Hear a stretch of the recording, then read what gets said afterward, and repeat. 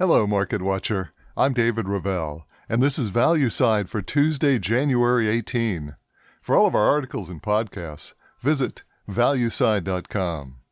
Well, today, it's scarcity that's causing this inflation. Just ahead.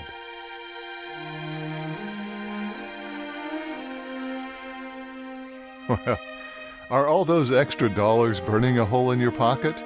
Can't wait to go out and spend all that extra cash?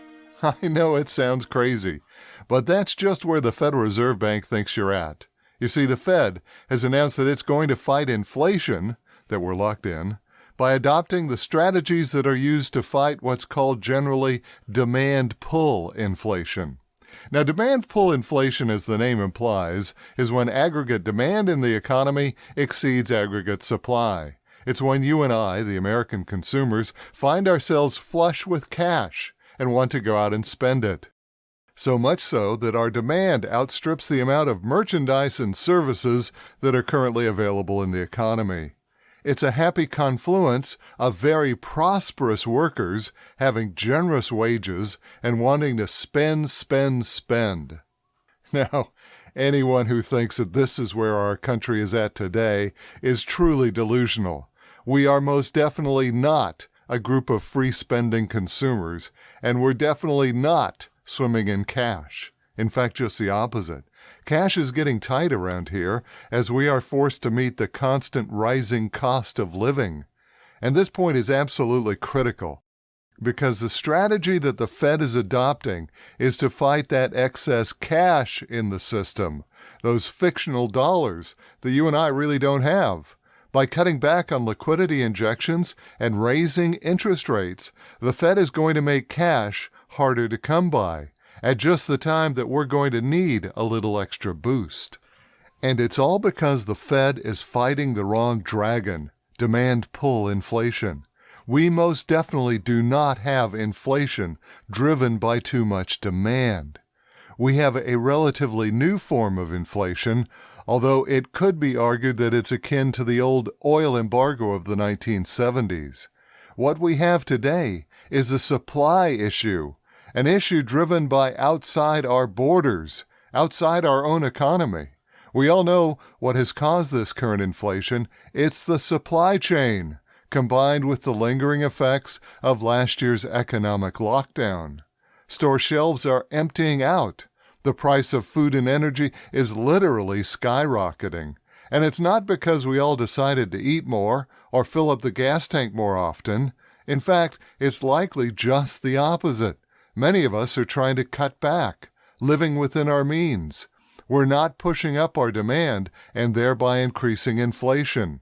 And yet the future path of the Fed in tightening money will likely fall on our shoulders.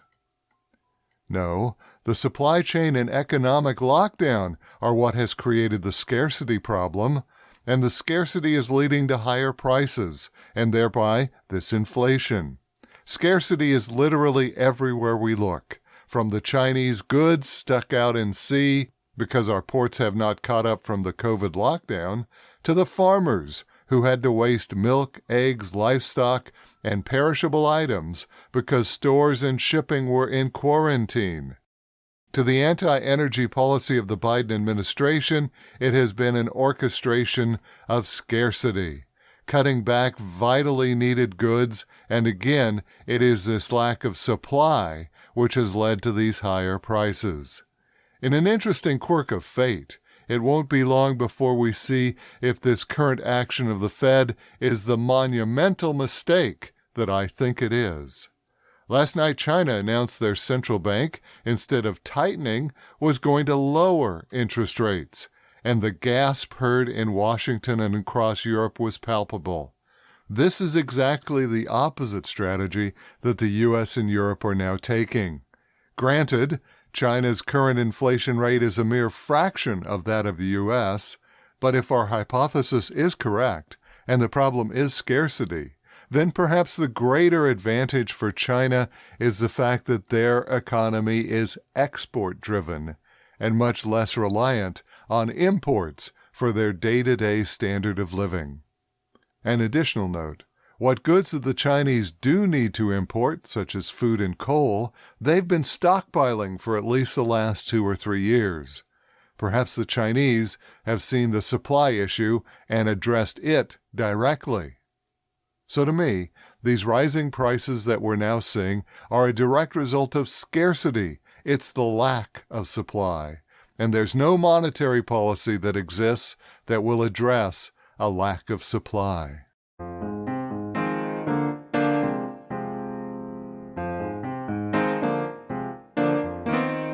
Now, as we said, over the weekend, China announced some interesting economic results. The headline number was their fourth quarter GDP results, which came in at a rather tepid number for the fourth quarter at only 1.6% for the last quarter of 2021. Now, this gave China a 4% growth rate for the entire year, but to me, the most interesting part of the reports was the surprising strength in the Chinese consumer spending. We've read a great deal about how the Chinese are going back into lockdown, and yet this report shows retail sales up a very respectable 1.7% for that last quarter in 2021. Now, in just a few minutes, we'll get the latest report from the New York Fed on manufacturing in the Empire State. Surprisingly, analysts are expecting to see a fairly significant drop in the Big Apple's manufacturing number. We'll also get the results from the National Association of Home Builders, and this report is expected to show that new homes continue on their strong ways. Now, in earnings today, we'll continue to see the big financial companies reporting. Leading off will be the Bank of America, then Goldman Sachs, Charles Schwab, and Bank of New York Mellon. And that's the value side for this Tuesday, January 18. For all of our podcasts and blog posts, visit valueside.com. I'm David Ravel. ValueSide is independently written and researched. The views expressed are strictly my own.